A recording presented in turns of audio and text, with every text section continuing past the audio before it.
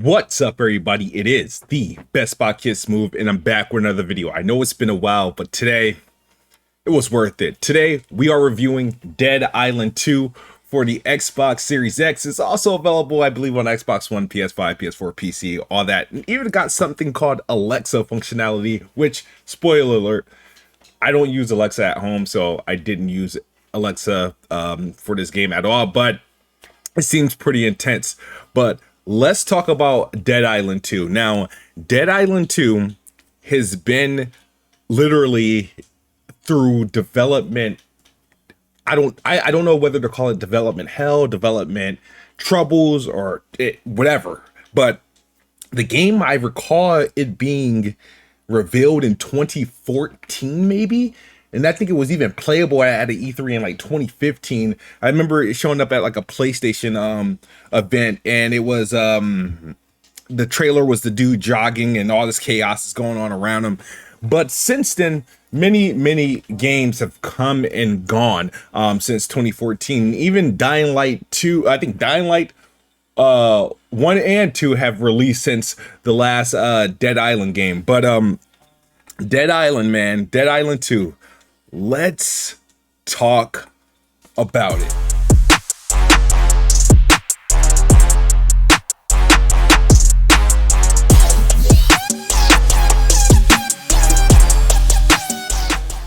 Let's talk about Dead Island 2. This game is by Deep Silver, and this game has been, like I said, it's been through a development journey, and it's out almost a decade after its initial reveal, man. And I must say to you guys, I'm going to be talking about this game with limited experience in the Dead Island franchise. I know there was the original Dead Island game, there's Dead Island Riptide. They're both, I think they're all backwards compatible. I think there's Xbox One versions available. The game currently supports FPS boost, so I will be going back to those games, but I played them, never beaten them.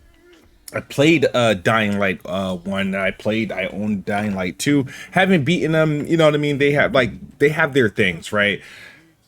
But Dead Island 2, man. I'm gonna just break it to you guys. Dead Island 2 is probably among the funnest games I've played in a long time, especially in this genre. Now, a couple things that stuck out for Dead Island 2 for me within the game is that the dynamics of playing, the high replay value of the game, different ways to play. With Dead Island 2, you get to play as multiple different characters. I believe up to 6 characters, and they all have different attributes from each other. I played as Jacob. He's black, Afro. I think he's from like London or something. He has a London accent or something like that. But his skill set was very balanced, right? I wanted to prioritize, health and stamina, but he was, very, very balanced. And I did my entire game playthrough with him, and I, plan to go back to try out other characters who have different capabilities, different specials and whatnot. But you have the aspect of playing as, multiple different characters with different traits that, are wildly diverse from each other. So that's good. Also, the other thing is this game also is co-op, up to four player co-op. You can play totally solo. You can have your game where you're locked in by yourself, or you can open up your game so that people can drop in and out of your game. But the co-op effect also is pretty good, and I've got to experience the game fully through single player. Also been helping out a few friends and co-op, and this is probably one of the most friendliest co-op games. And the reason why I say that is because in Dead Island 2, your progress carries over regardless. Like, if you and your friend beat a mission and he quits, after the mission's done, your story continues. It's like you're not starting from like the beginning of the game wherever you started from. Everything that you earn, you pick up, like gear you pick up, XP you get, anything that you get during that co-op experience is coming with you throughout your game. You're still going to be able to earn achievements and whatnot. it's just a great experience. And I even tried it in a way where I beat the game, you know, before a couple of my friends who also have access to the game, and gone back to help them, and still I'm not pared down. I'm still max level, whatever level I was. Still had all my weapons, so they were able to see me use sort of weapons and special moves that they haven't acquired yet, and that was an awesome experience because it's like, okay, they're not pinning me down. I don't have to backtrack. I don't have to start another save file. Probably one of the best co-op experiences lately for this type of game, because it's just as much as a single player game, it is that much of a co-op experience. I don't have a recommendation of how you should play the game. I mean, I think it's fun and challenging in co-op, and it's fun and challenging by yourself. The other thing about Dead Island 2 that I can appreciate is its graphics and attention to detail. Dead Island 2, I mean, it's a disgusting game. It's very gory and whatnot, but the detail. These are some of the best looking zombies I've seen in a video game. And when I say something like, there's like even attractive zombies where, like, you can say before they were a zombie, they were probably attractive, but you know, but the transition still turned out well. The the be the damage that you're able to do when you're, you know, ripping limbs off of, you know, zombies, like you hit a zombie in the face, or you're knocking jaws off, you're knocking teeth out, fracturing skulls, scalping, breaking bones. It's just gruesome. Like, I'm not trying to celebrate the idea, but I was just like, wow, this is actually pretty good. I did not expect the level of detail, the level of high fidelity from Deep Silver. I did not expect this from the studio that just shipped Saints Row. This game is leaps and bounds better than that. I know the games aren't comparable, but when I'm talking about visually, graphics, and performance, this game just hits every bar. And I understand this is a cross-gen game, but this cross-gen game on next-gen consoles or current-gen consoles look better than some current gen only games by far. This is a good performant game. Like I said, it's some of the highest fidelity of visuals. It looks like they were targeting high resolutions, high textures, and they did a good job with it. And I love the detail of the game. The weapons look good, the zombies look good, the environment look good, the AI characters look good. And now on top of that, the story is actually decent, a passable story that I don't have a problem with. A lot of humor, a lot of comedy. I remember the trailer that they released, I think it was last year. It was like a live action little trailer where they were joking around in a mansion and stuff like that. That's actually in the game to a certain degree. But even though it's a comic relief, it has a good plot line with the beginning and the end. The game isn't quite open world. It's more like hub world. You go from area to area. You can, you know, fast travel from these areas, and it's pretty big. They're decent sized areas, but it's not open world. So I think that's why they're able to, you know, get the co-op to be as good as it can be without any connection issues. That's why they got the performance as high as it can be, the visuals as high as it can be, because it is a wide open game, and you got different areas that you go to do different missions. But the story again is on point. Now, what I can't really say, I can't comment. I'm safely assuming that the story is the same for each character you play, just a different voice actor and a different character just saying the same exact lines here and there with a different accent and whatnot. But it's a fun playthrough. It took me maybe 15 hours possibly to beat this game, and that's just me doing a little bit of side quests, doing a little bit of challenges, messing around in co-op a little bit, and then obviously doing all the main missions. And I still got a lot left to do, so I'm pretty sure you can the mileage in your gameplay and your time with the game depends on all the stuff you want to do. Like I said, there's 6 different characters you can play as, and like I've only played as one, and there's a ton of side quests to do, and then obviously you have co-op, so there's a lot of mileage and a lot of fun to be had in Dead Island. Now, my expectations for Dead Island was very low, and meaning when I say very low is I had no intentions of buying Dead Island, pre-ordering it. It wasn't on my radar. I had games obviously like Redfall and you know, Star Wars, whatever was on my radar, because they all come out around the same time. So Dead Island was like, well, I didn't really care for the first 2 games.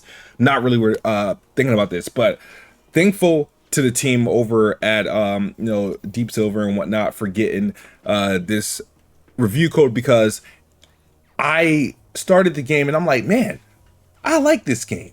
I really, really like this game. Now, let me tell you a couple of details about the game that you should know. Now, as far as comparing it to games like Dying Light, personally, I know people like Dying Light 2 and Dying Light 1 for the verticality, the traversal, to being able to go anywhere and get to like the highest points and just doing the jump from jump.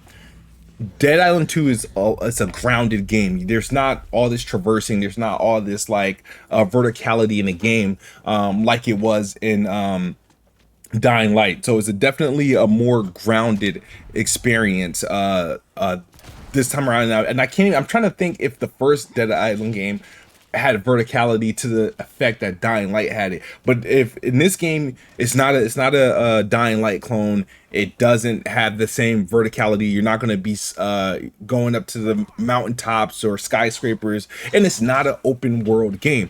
This is a straight to the point, you know, mission to mission game with a great cast of characters, great cast of weapons and upgrades and things that you can do, different executions you can perform, different type of cards that you can apply throughout the game. You're going to be gaining experience, you're going to be gaining cards, and these cards are just different abilities. Some leads to better health, some leads to more stamina, some leads to better ability to dodge, block, or boost out, run out of the way and stuff like that. And there's obviously damage boosters. You got multiple forms of weapons. You have your standard common weapons, your rare weapons, and you got your legendary weapons and stuff like that. So this game's doing a lot to where you're going to be, you know, switching out your guns. You're going to be switching out their capabilities. Cause every gun you get, every weapon you can get, you can add an attachment, you can add a secondary action, you can add a specialty to it, which opens up the game and how you can play it. And it's very, very fun. And the thing about this game, not everything you do to your weapon or to your character is a benefit to you. It could be a deterrent. Like, for example, I was playing, I had to go through some sewers. It was surrounded by water, and I had axe that was, I put an electric attachment. So every time I swing that bad boy, it would electrocute anybody that I hit. And then if they're close enough to somebody, another zombie, it'll electrocute them. But if they were in the water, it electrocuted them, the water, and everybody in it, which included me, the player, which I've killed myself with melee weapons because of the attachments I had. I've had axe that have fire attachment, and I'm in a gasoline filled area, and I'm causing damage to the zombies, but also causing damage to myself. So it was like, all right, maybe I shouldn't go in this line of fire with a fire weapon. Maybe I should go with like an electric, or with a poison based weapon. Maybe I shouldn't go in the water with electric. Maybe I gotta go poison. Maybe I gotta go fire or something like that. But it just opened up different ways to play the game. Their boss fights, there's some cool moments in this game, some cool set pieces, some cool boss fights, but the boss fights are not special. I think the way that they opened up the first boss to you, I thought that was pretty cool. And then there's like 2 other bosses that, you know, they throw a little surprises in the game that kind of like open things up. But this game isn't really boss heavy, but the game is also challenging to a degree. You can make the game harder on yourself, because obviously there's big buff zombies who take a lot of shots or take a lot of hits to get down. They're extremely buffed up and take a lot of damage. There's some zombies that run and charge at you. There's some zombies that have different attachments on them where they can cause damage. There's zombies that are that scream, that does things to keep you far back, and you have to find different ways to do it to approach these encounters. And I just had a ton of fun with the game, everywhere from the combat and the action, which is like I said, one of the best first person like combat games experience that it had. Like, I think of games like Condemned, how I felt when I first played that game. Now, Condemned was obviously a lot scarier for some reason. Dead Island is that even though you can get guns and whatnot, you don't. It's not a requirement. There's enough weaponry around, enough upgrades you can do to like take advantage of the sandbox that they put around you. And I just think that Deep Silver did an incredible job with this game, and I'm totally surprised and I'm totally impressed. And I have to give this game like just a full recommendation because, like I said, Dead Island to me was a low. It was like under promise, over deliver, and I had no expectations from the game, and I'm fully sold on a game. Last thing I want to talk about is obviously with new games and games coming in hot, there's like bugs and stuff like that. Dead Island during my review period was well published. I ran into about one bug, and the one bug I ran into was a cutscene. I want to say like midway through the game where the character, instead of being in front of me, she was halfway through the floor, and her weapon was at normal height, and she was through the floor. I recorded it just to show it, but that was literally the only bug. It was not a part of gameplay. I thought it was pretty funny.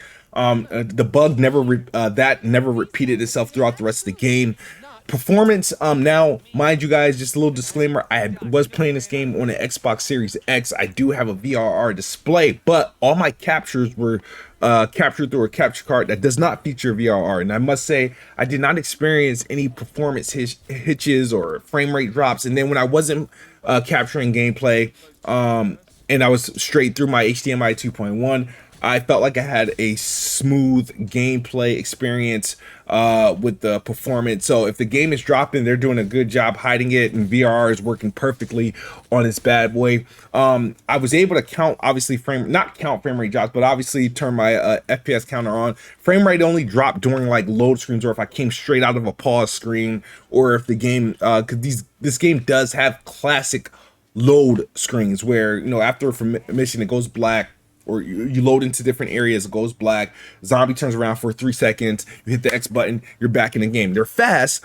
but they still have, you know, classic load times. And I'm curious to see what the last gen load times are compared to what we got on the current gen consoles. But if you guys want to know my recommendation, if I had to give this thing a score, I'm going to give Dead Island 2 a 9 out of 10. Like I said, it's almost perfect. It's a quick run through, great time with friends. The only thing is I can't really comment on is the Alexa feature. This game features Alexa. I don't use Alexa in my household like that, so I didn't really get to experience that. But I did test co-op. I did test the solo play, and I did run through the game and had a wonderful time. And I feel like the game has no flaws, but if you're going into this game expecting the verticality and this open world scope of Dying Light 2, you're not going to get that. This game is more grounded, it's more honed in, but I think with the scope and the budget that they prepared for themselves, they knocked it out of the park. They executed very well with a great story, great combat, and amazing visuals and amazing attention to detail with this game. I have to recommend this game, Dead Island 2, available soon. Please pre-order if you haven't, download it, whatever. This is my review. Highly recommend, 9 out of 10. If you want any other videos from me, please hit the like button, hit the share button, come back. Oh, as always, Xbox is the best box. I am the best spot. Good night or good morning if you're on the other side of the globe. I'm out of here. Peace. Pizza? Hey, do you have pizza? If I do, you'll let me in. Yeah. Well, if I open this door, a whole load of zombies might rush in, and I'm pretty sure that's a bad thing. So, close the gate. Et voila. Oh, yeah. Well, we're having this big party, right? And some of the guys, not me, were riding on a gate, and it broke. Now, there's a whole bunch of spares in the garage, but it's like full of riffraff. Okay. Subtle hint taken. Oh, killer. I'll hit the garage button. You bounce the party crashers and fix things up. And then, dude, mi casa is your casa.